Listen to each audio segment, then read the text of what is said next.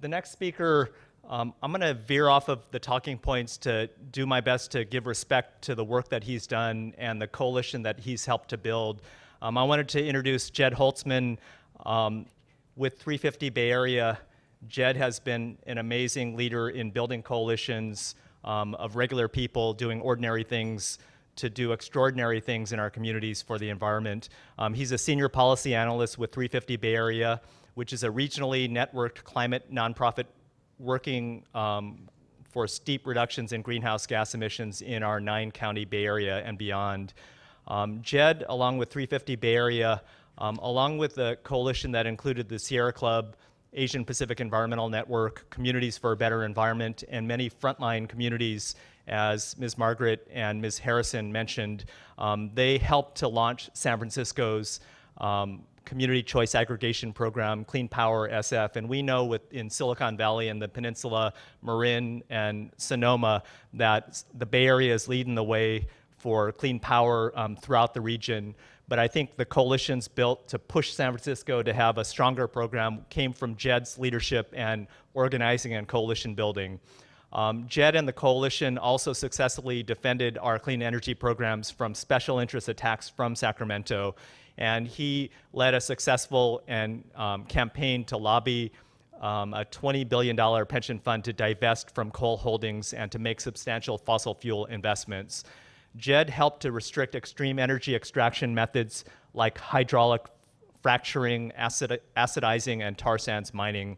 He's been an active voice in our Bay Area Air Quality Management District's regional climate protection strategy. And I'll just say 350 Bay Area has been really the brains behind building a coalition that could help the Air District really develop more community engagement and a stronger action plan with clear timelines as well. Please join me in acknowledging the incredible work of Jed Holtzman and 350 Bay Area.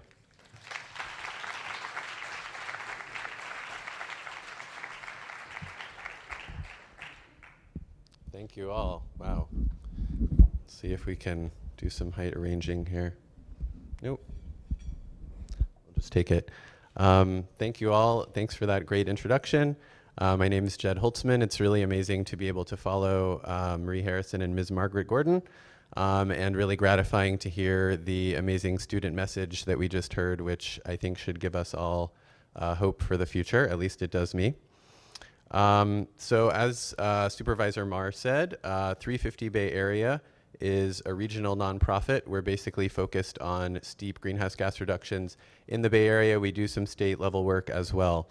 I work on a lot of projects around the Bay Area, and some of the stuff I just briefly want to talk about involves the Air District, which is hosting us today.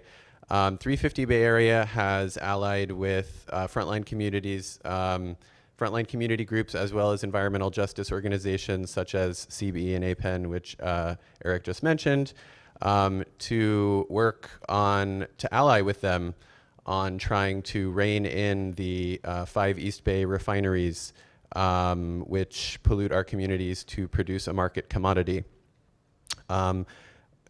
Following up on some of that work, actually, we have, I guess now for 3 years running now, worked with the Air District on trying to revive their climate protection program, which had existed for about 10 years. We worked with the board of directors to pass a climate resolution, which essentially commits the Air District to reaching the international 80% below 1990 levels by 2050 goal, and to actualize that through Air District action. There's now actually a regional climate protection strategy baked into the Clean Air Plan, which is the main kind of document that the Air District produces every few years, several years. For the first time, this climate protection strategy is going to be integrated into the document. This is really a first in the nation, multi-sectoral, it's using the AB 32 sectors of the economy. This is a really big deal. There's going to be dozens and dozens of measures and actions that the Air District can take and encourage to reduce GHGs in every sector of the economy. And the next draft, I believe the final draft of that document, should be out this fall / any time now. And I would encourage you all to look into that and submit comments on that. So I guess I'm here to bring a little bit of straight talk into the room. And to that end, I hope you enjoyed your breakfast. The reality is, unfortunately, that this problem that we're all here to talk about and address has been growing worse faster than we have been successfully addressing it.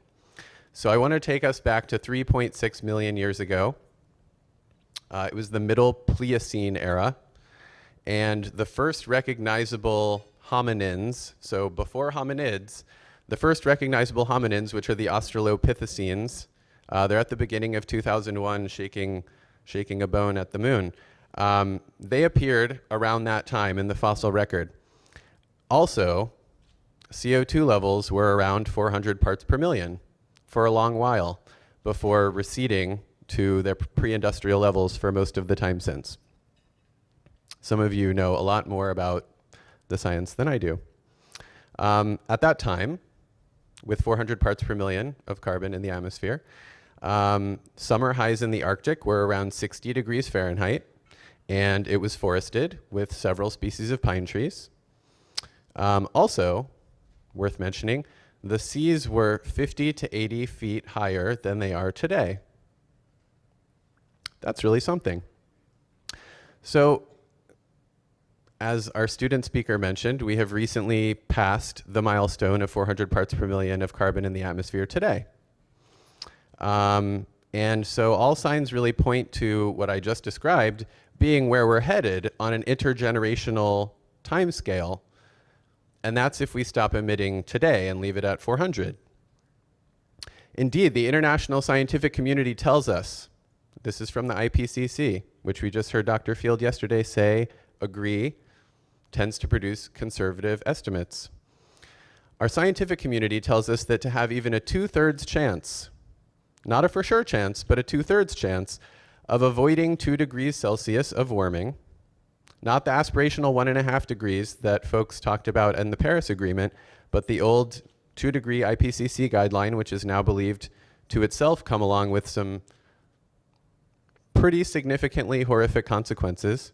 To put it another way, to have a 2/3 chance of avoiding extremely dire global outcomes, our scientific community tells us that we can send about 800 more gigatons of carbon dioxide into the atmosphere. That's our carbon budget. Can anyone guess how much coal and oil and gas is held in currently operational fields and mines? So the straw is already stuck and stuff's already coming out. Can anyone guess how much is in just those fields? That is correct. You could probably guess where I'm going with this. So our carbon budget for a 2/3 chance of avoiding dire global outcomes is 942, is 800, and I just broke the punchline. What's in currently operational fields is 942. 942 is greater than 800. We all learned that math in elementary school. This means that we cannot meet our international climate goals, even the 2-degree target, and drill a single new well or dig a single new shaft. No more exploration. No more development of new resources. Yet the G20 subsidized exploration to the tune of $88 billion in the most recent data that I could find. That's subsidies, not total payments. And new resources are being developed with no end in sight, with enough fossil carbon already on the balance sheets of these corporations to cook the planet 4 or 5 times over. In fact, the cold numbers in front of us mean that if we were to burn just those fossil fuels that are in currently operational pools, that in itself would push us over the limit, marking our failure as a civilization to avert a self-mediated disaster that we have all known about since at least 1988. Now, this is upsetting information, and we're told to veer away from doom and gloom. People aren't supposed to give talks like this. Certainly, if this were a broader swath of the populace rather than a specialized swath, it would be inadvisable to give this kind of message. But ignoring a critical illness just because it gives you anxiety or depresses you is not going to cure you of that illness. In fact, you're probably going to die quicker from that illness because you're not addressing it or treating it. I encourage you to face into the abyss of the uncomfortable thing that we all know and don't discuss, as opposed to shrinking away from it. And I encourage you to use that as an exhortation and call to action every day. Every time that it occurs to you, instead of shrinking, let it motivate you. Living up to our climate goals means an immediate beginning to a managed decline of fossil fuels. Mathematically certain. And that decline must happen as rapidly as possible, as rapidly as is feasible. The World War II analogy has been made by many in terms of scale and scope. As we reduce combustion, not only will GHG emissions go down, but particulate emissions go down, toxic air contaminants go down, and dozens, if not hundreds, of chemical constituents that arise from combustion will go down, that the Air District and other governmental entities will never have the time, money, or resources to measure, let alone regulate. There's a lot of stuff that comes from combusting these fuels. So we need to stop the combustion, not just for the climate budget, but for public health. Life is more comfortable now for many than it has ever been on this planet, arguably. Yet the fact remains that we are in a very, very grave situation. We demonstrably know this. And no one here, with all of the smart folks here, has a complete idea of how we will successfully address this. We will need technology to address this problem, certainly. We will need business to solve this problem, certainly. But as important as technological innovation and the business community are to solving this problem, political will is even more important. In yesterday's opening plenary, Mary Nichols, the chair of the Air Resources Board, said, "It's not that we don't know what needs to be done, we need the political formula to allow it to happen." Stanford's Mark Jacobson and others have clarified that we have the technology today to take extraordinarily large bites out of this problem. Right now. We have not been lacking in technology or capital since 1988. Yes, we did not have access then to what we have access to now, but we could have made substantial progress up to this date and not have been in such a deep hole.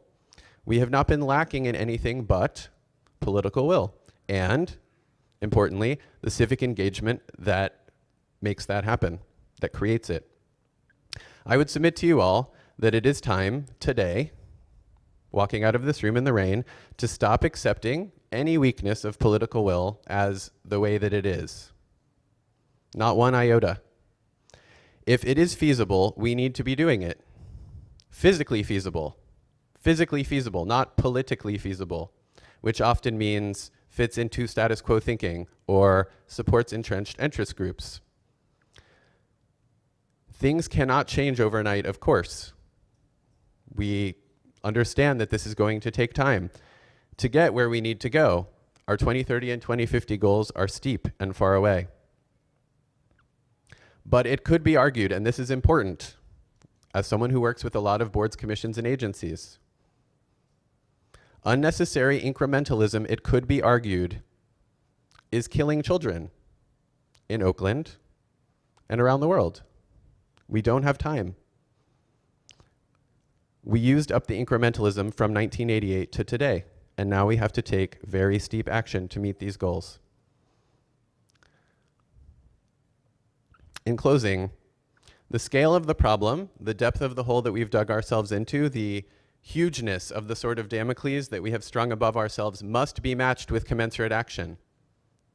Or else we might as well just go to the beach, just go to Hawaii, like not be spending our time stressing out about this at all. I urge you all to start acting like this is the emergency that the science makes clear that it is. Redouble your efforts as you walk out of this room today, I urge you. If we are going to get out of this together as a human family, if we are going to protect at least a little bit of everything that everyone loves, then we will need the technologists and the business community and the students and local government and everyone else to use your social and political capital not just your profession and your skill set, but your social and political capital as members of civil society and citizens in a democracy to engender this political will that we all know that we need to survive. I urge you to play your role as members of a civil society. We must, and I hope that we will, co-create the future on which we all depend. Let's make it a good one.